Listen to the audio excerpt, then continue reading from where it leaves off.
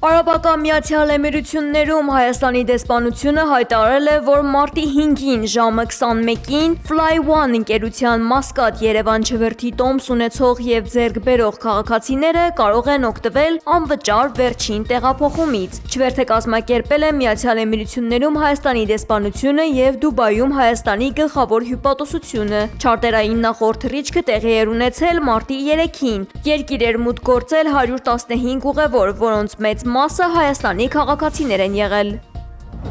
Որքան անլուրջ եք մոտեցել արտաքին հետախուզական ծառայության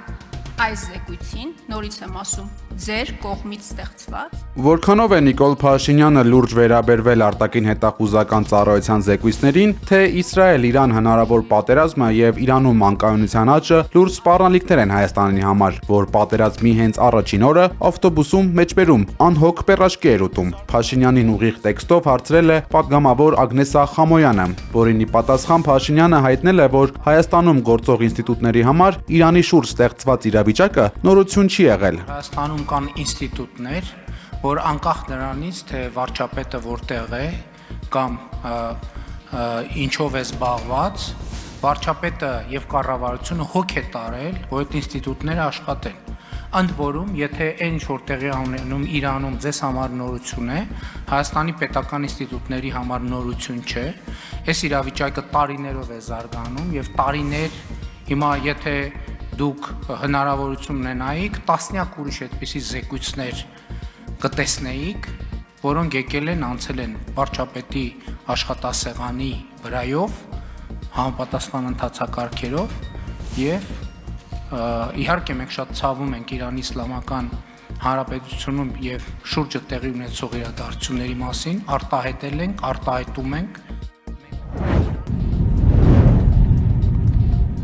Իրանի հետ սահման տանող մայրուղում բեռնատարների 3 կիլոմետրանոց հերթ է առաջացել, հայտնել է Սպուտնիկ Արմենիան։ Վարորդների խոսքով խնդիրը մաքսային ձևակերպումների գերծանրաբեռնվածությունն է։ Ավելի վաղ սահմանով անցնելը ժամանակավորապես դադարեցվել էր Իրանում համացանցի խափանման պատճառով։ Բացի տեխնիկական խնդիրներից, Իրանը սահմանափակել է մի շարք ապրանքների, հատկապես գյուղատնտեսական արտադրանքի արտահանումը։ Պատճառը պատերազմական իրավիճակն է եւ երկրի ներսում սննդի պաշարներ կուտակելու անհրաժեշտությունը։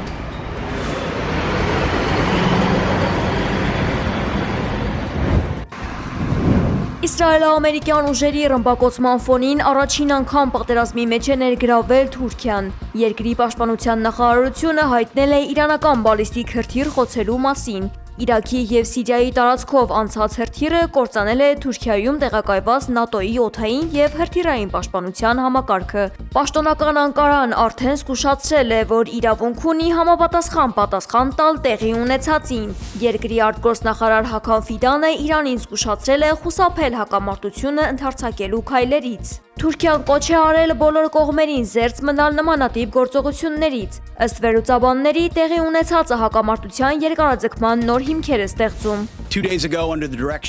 ԱՄՆ պատերազմի նախարար Փիթ Հեքսետը հայտարարել է, որ Մերձավոր Արևելք են ժամանում ամերիկյան նոր ստորաբաժանումներ, իսկ Իրանի դեմ ռազմական գործողությունը կշարունակվի այնքան ժամանակ, որքան անհրաժեշտ կլինի։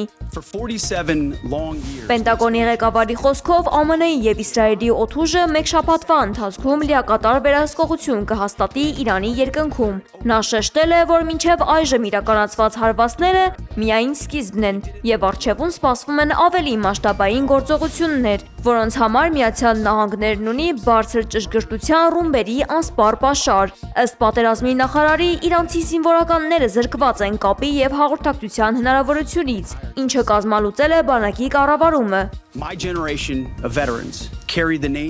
Նրանց վերջը եկել է, սա արդար պայքար չէ, եւ մենք հարվածում ենք նրանց, երբ նրանք արդեն ծնկի են եկած, հայտարարել է Հեքսեթը, նշելով, որ ԱՄՆ-ն հաղթում է վճռականորեն եւ առանց գթության։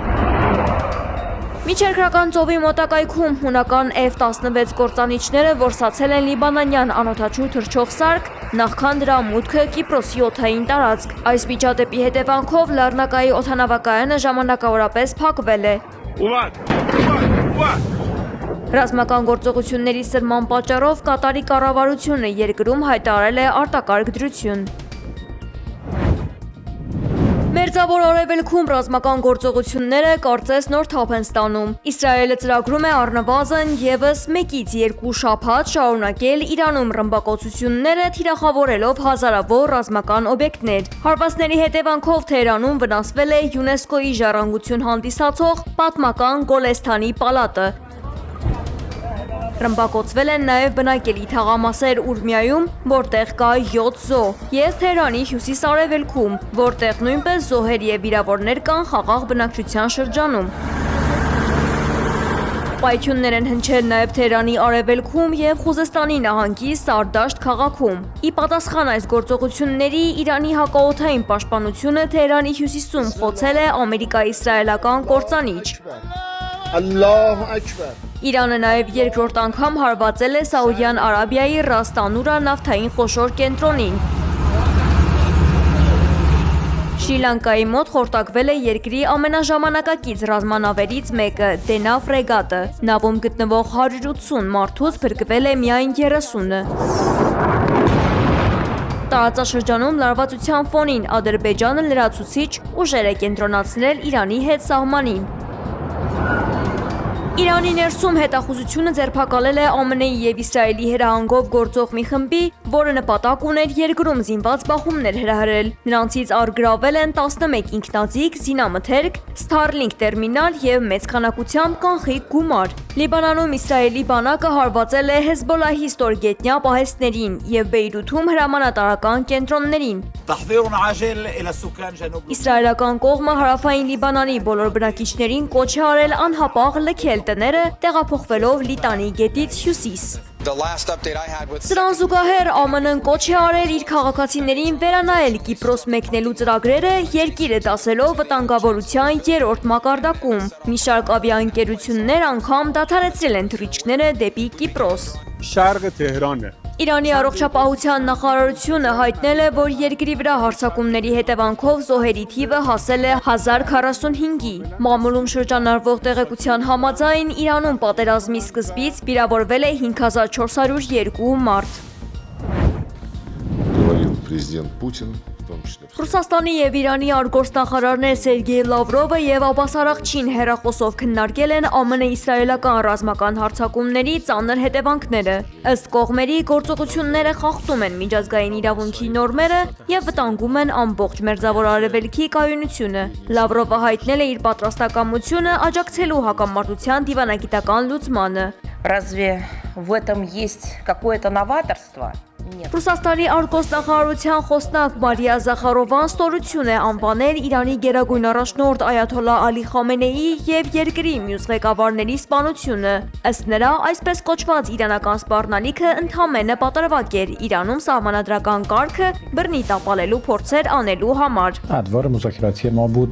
Իրանի արտգործնախարար Աբբաս Արաղչին քննադատել է Դոնալդ Թրամփին, նշելով, որ նա դավաճանել է թե դիվանագիտությանը, թե ամերիկացի ժողովրդին։ Նախարարի խոսքով միջուկային բարբանակցությունները չի կարելի դիտարկել որպես անշարժ գույքի սովորական գործարք։ Իրանի գերագույն առաջնորդի ավագ խորհրդական Մոխբերը հայտնել է, որ Միացյալ Նահանգները հեղափոխության հենց սկզբից փորձել է պառակտել երկիրը։ Նա շեշտել է, որ Վաշինգտոնի նպատակը ոչ թե Իրանը զավթելն է, այլ պետությունը մասնատելն ու թուլացնելը։ Իրանական կողմը վստահ է, որ ներկայիս ագրեսիան երկարամյա քաղաքականության շարունակությունն է։